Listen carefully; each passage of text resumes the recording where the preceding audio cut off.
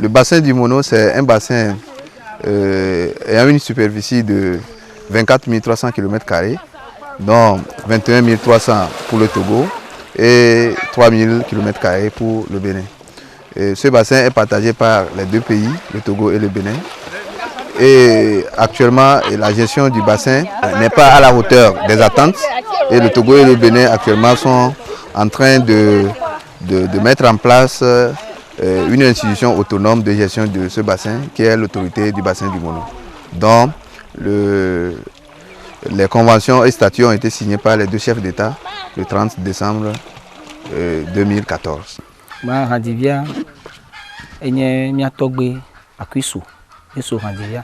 Et que so agodjigwa e va kora gbetiko ko jola gbetiko a togbe akuso ajowa fi a do te purifier e nu ke so ba e atite a e ina asi ina ni pibasi ne ina pibasi kakane gbo ba ina e plagmana kan ve plena e jelefun so ba ina nord on ve sa jelefun ou va plena nepi so ba fi sont venus de Glidji. Ce sont les gains. Sont originaires de Gain. Puis une partie s'est détachée pour aller rester à Agoué. Après Agoué, ils sont venus rester à Agbetiko.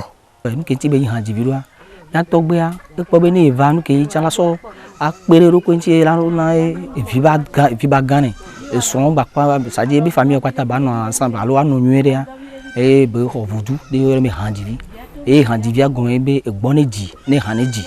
Voilà le cours d'eau Mono qui passe ici, qui à Hadivi a créé de véritables méandres. Voilà, le cours d'eau passe comme ça et revient ici. Donc à Hadivi, ça a créé une sinuosité très forte. Les courants actifs viennent de ce côté. Dans le tournant ici, ces courants rongent. Il y a d'abord la pente qui est favorable, le substrat qui est favorable ici. Ces courants rongent cette partie et de ce côté aussi. Et après, quelques années après, il y a ce recoupement. Donc le cours d'eau rajuste sa voie et laisse derrière lui un bras. Donc cette partie c'est le Togo. Toute cette partie c'est le Togo. C'est le Togo jusqu'ici. Et de l'autre côté c'est le Bénin. Puisque ici le cours d'eau a servi de frontière entre le Togo et le Bénin. Entre-temps arrivé ici, il a préféré faire comme ça. Il a laissé ça là. Mais c'est ça là ici.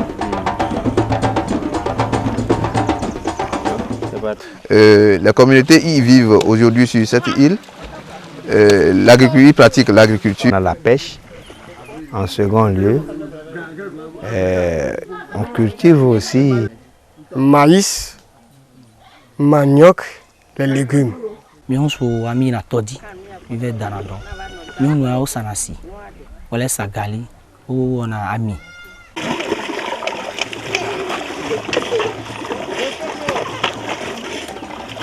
Toto, hey,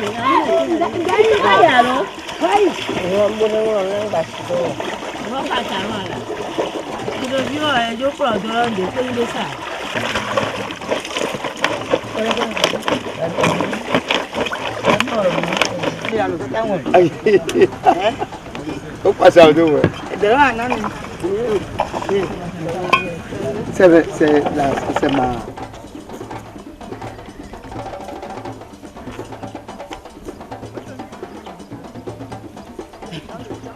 Vin de palme. Vin de palme avec coranofi. Vin de palme là il gazé. Ne vin de palme il gazé mais non dozo do gomane a. Pas que zo alele. Ne le quoi.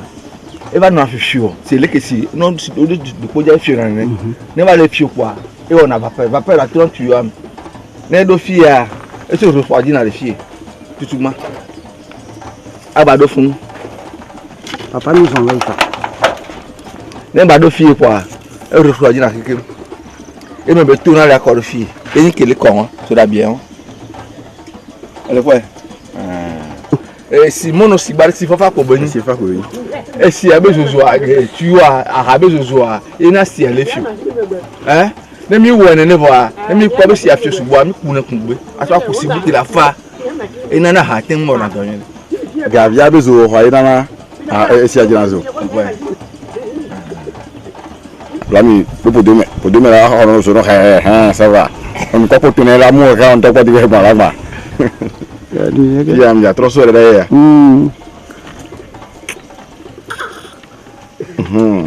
Du point de vue végétation, nous avons quelques reliques forestières. Nous avons aussi une forêt galerie complètement dégradée par les populations pour des raisons de survie.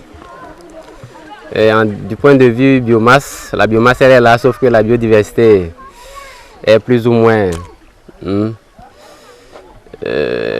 importante. Pourquoi? Parce que ça a été complètement dégradé en faveur des champs et puis des plantations de palmiers.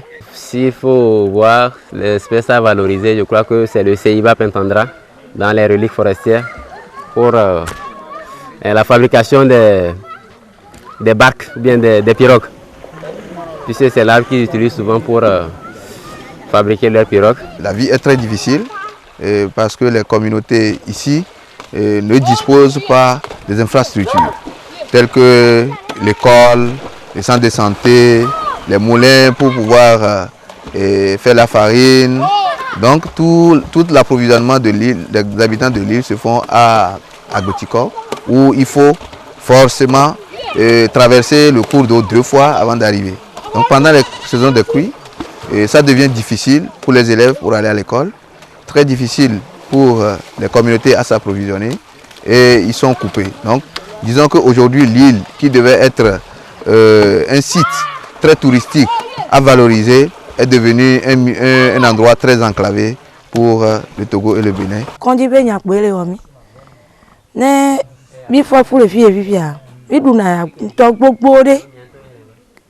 Que o vele da fois la Agbotikor kaka we ke gbe odo la ba je awun janyan ezan doa ebe devia be la to gbon agbe a e kuro nti yo la soto ji nko ke mi la 3 kaka la 3 le ke la be do Agbotikor o la jivi ro hun me we sikele mi agba esi amnyon me si le ja ele pro le don ko so le kore si am si afodi ne mi so si an ku de zeme no janu am ya 3 jours après mi agba na be le vidéo no na esi am.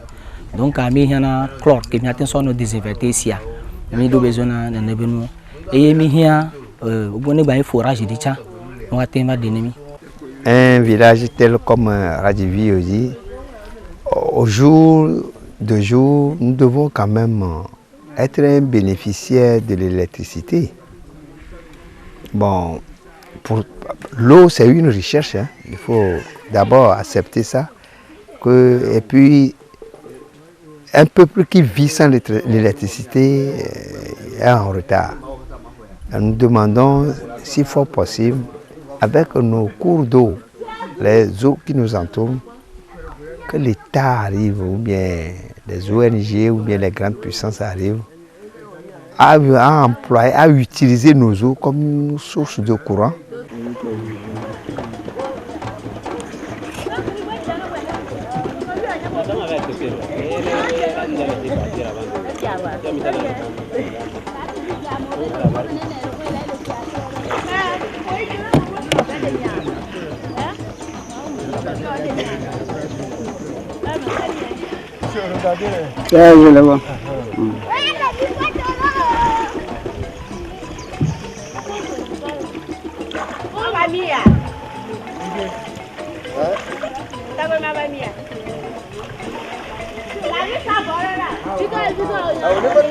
Les communautés sont secouées par les inondations récurrentes qui méritent une attention particulière dans la gestion du bassin.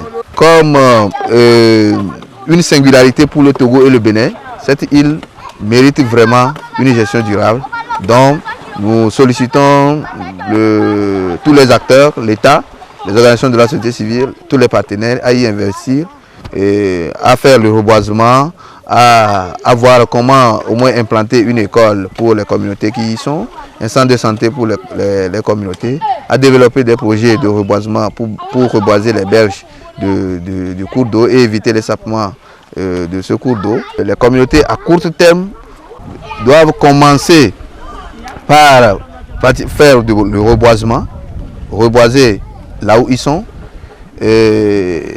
collaborer avec les partenaires locaux, c'est-à-dire les acteurs locaux, les préfets, les institutions déconcentrées de l'État, les maires, et les organisations de la société civile, les ONG et les associations, pour qu'on puisse aussi contribuer et définir des moyens, des stratégies pour pouvoir aménager le cours d'eau.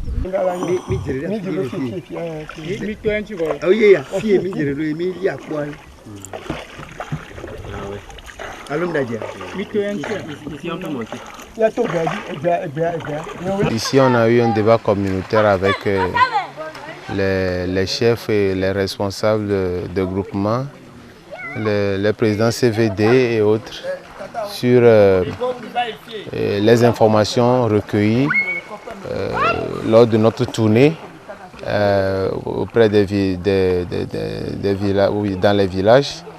Et on a eu à discuter des problèmes, les différents problèmes rencontrés, les différentes activités réalisées, et les projets, les idées de projets qu'on peut valoriser, les différents sites. D'abord, il y a une sorte de conflit entre les villages riverains de la forêt.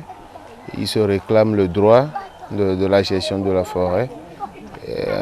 Selon eux, avant c'était le canton de Gboto qui couvrait la forêt et il y avait tellement de problèmes. Mais après ils ont eu à scinder le canton en deux parties et le canton de Séggodien est actuellement propriétaire de la forêt. Et par rapport à Fito, les problèmes soulevés, c'est il y a d'abord manque d'infrastructures routières. La route est tellement en mauvais état. Et puis il n'y a pas une gestion durable de la mare parce que les populations ont des activités qui ne favorisent pas la gestion durable. Dans ces deux localités, d'abord à Godjeme, il faut d'abord organiser une discussion avec les populations riveraines ou bien les villages qui sont tout autour de la forêt.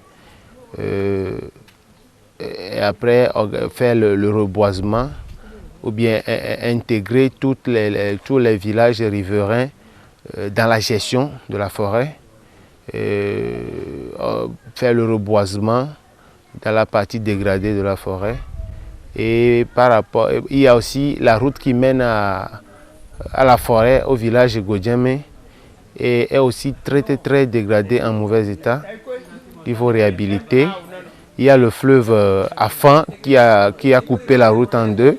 Il faut mettre en place, il faut construire un pont ou bien un petit ponceau pour pouvoir faciliter l'accès à la forêt.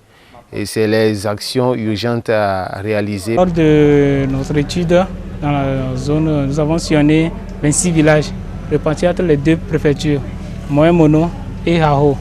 Donc nous avons eu à sillonner deux cantons au niveau de Moyen-Mono, c'est-à-dire le canton de Toum, celui de Tado, et le canton d'Asrama au niveau de la préfecture de Haho.